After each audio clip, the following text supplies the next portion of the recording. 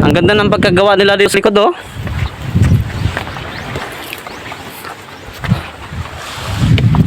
Galing. Here we go again. Yan. Dito kami sa yan. I love mainit. Ayun, sa wakas nakagala na naman ako. Dito nga pala kami sa Barangay Mainit. So nakita mo yan dyan yung kanilang marker o I love mainit. So dito kami sa playa para tumingin-tingin sa paligid kasi galing kami doon sa mga barangay na pinuntahan namin. So dito sa bayan ng Banton. Nakikita nyo ba yan? Nakikita nyo yan? Sa likod yan ng mga letra na yan. So 'di ba ang ganda ng pagkakaukit. I mean, hindi yan nakaukit, talagang nakaganyan talaga yan ang design niya. Talagang ginawa yan. Ginawa yan, talagang sinadya. Ano daw yan eh?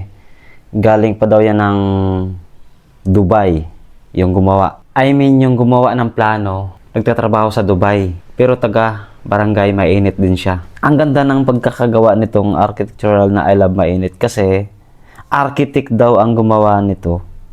Kita mo sa likod, tingnan mo sa likod nito. Pansinin mo. Akala ko kasi yan, pag nasa harap ka, ay yung sa likod niya, ganun din, flat. Pero dito sa likod, ang ganda ng pagkagawa nila dito sa likod, oh. Kita mo naman, oh, naka-design talaga as yung kung ano yung letra, yun din yung galing, yung hugis ng ano niya sa likod. At napadaan kami ngayon sa isang magandang view, which is kita mo yung isla doon sa kabila.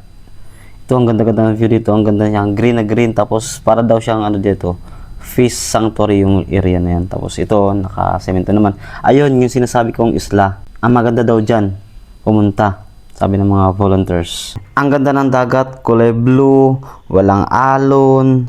Tapos kapag tumingin ka, kulay green na green yung nakikita mo. Ang ganda na view. Fish sanctuary daw ito. Totoo ba yun? Comment lang sa comment section. Salamat sa panonood!